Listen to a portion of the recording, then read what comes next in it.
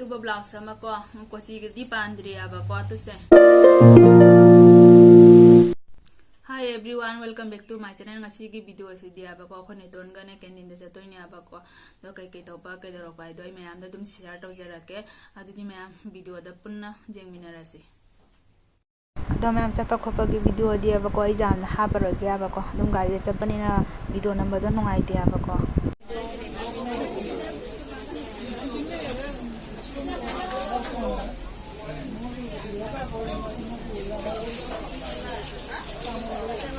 Migi wajan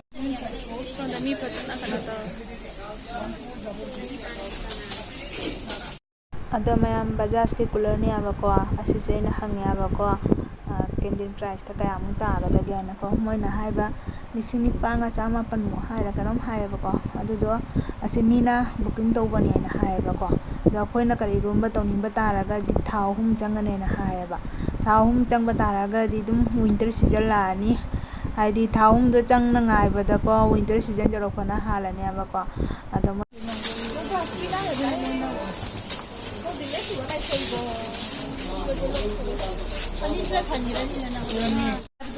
Para tu na para. Sika hanjan gila posta ada nggak saya?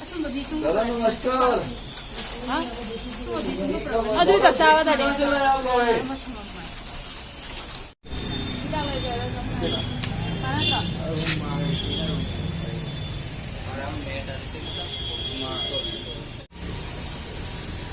Ado mayam siri da leiriba really kem ta leiriba ichina mayam singda ko aina ne ngamjaba khara sanitary pet khara ko Sugi isino mayam da ko aina call toraga poche khara dum pininge na habado ko mona su pubige na haire aba ko ado ai isa mang chalaga di pining bane aba katang tawar su ko isa mang mafam duga jam chaning bani aba ko da khutong ja da ba na ai chapa ngamdre ado haidi nupi gi di jam na mathau ta ba po ne aba ko ising phangda ba tanja da ko asigumba gi aduna ko nupi gi awabadi nupi na ne ubam thoi aba ko khangmum chu thoi aduga mayam na lana su ubi ganu ko ado mayam aina dum ngamjaba khatang tani mateng oinabagi damakta ko ado mayam na nongna birakanu ko 1 2 3 4 5 26 24 25 is amani am sugi sina mayam da ko sanitary pet khara aina pis khara ko 25 mu aina ne moi des na jare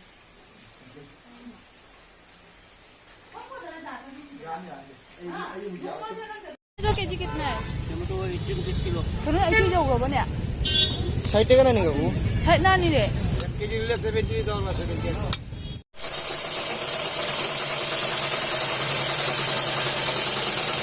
Bihin ni na kamu dei pei ne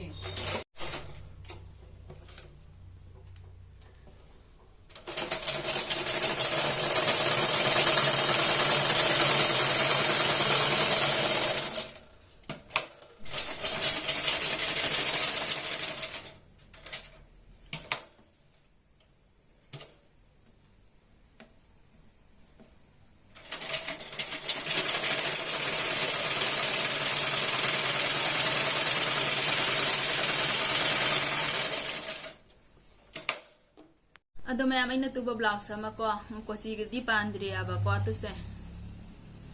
mi gini ko blouse tuba loiraga ko chi pana simune tanbani su de se manga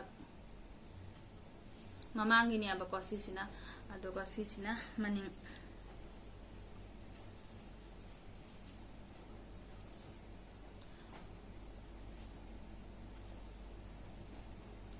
sina maning ni aba ko akoi gi yuda sai ta khara haksan mado adu ni aba ko se ko chi pala ga pura phajana chengba nunga ga da ba ado mayam da jum share tawning aktana video se na mai ni aba ko adu di asinga ji chani khana hai mane ko chani khana ni aba ko do mayam nganam nung ge ne tawini jenam khara hapsale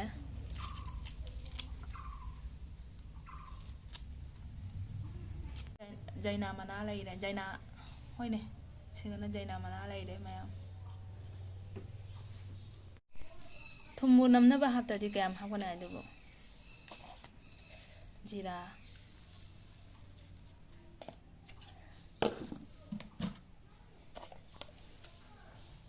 janghang jani janghang jamana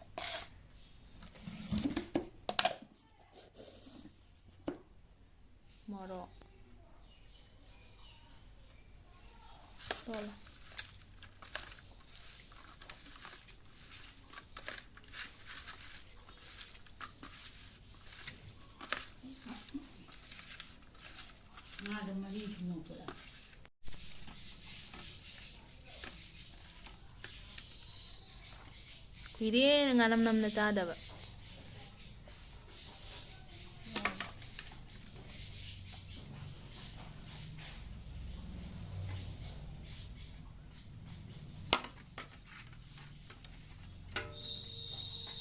ꯉꯥꯅꯝ ꯍꯥꯏꯗ꯭ꯔꯣ ꯉꯥꯅꯝꯅꯤꯅꯦ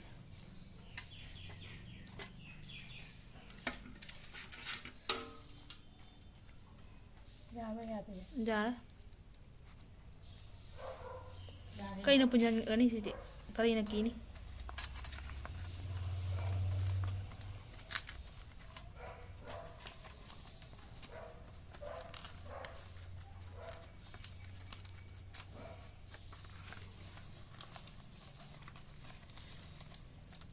oke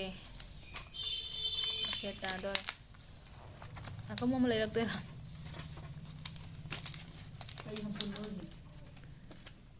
ꯐꯤ ꯃꯆꯦꯠꯅ ꯄꯨꯟꯕ ꯌꯥꯒꯗ꯭ꯔꯥ ꯌꯥꯔꯣꯏ ꯊꯧꯔꯤ ꯀꯩꯗ ꯄꯨꯟꯁꯤꯒꯦ blouse ꯇꯨꯈꯤꯕꯒꯤ ꯃꯄꯥꯟꯒꯤ ꯐꯤꯗꯨꯅꯤ ꯑꯁꯤꯅ ꯄꯨꯜꯂꯒꯦ ꯍꯣꯏ ꯌꯥꯔꯅꯤ ꯌꯦꯡꯉꯣ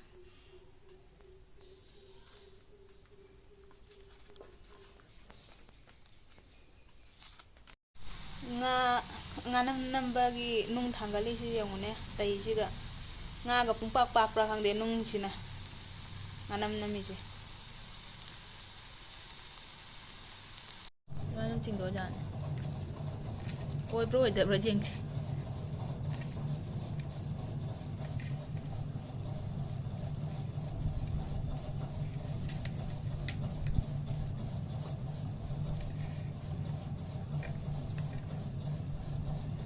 ꯉꯥꯅꯝ ꯁꯥꯔꯤꯔꯥ ꯀꯔꯤ ꯁꯥꯔꯤꯅꯣ ꯈꯪꯗ꯭ꯔꯦ ꯑꯣꯏꯗꯤ ꯑꯣꯏꯌꯦ ꯃꯌꯥꯝ ꯑꯣꯏꯔꯦ ꯉꯥꯅꯝ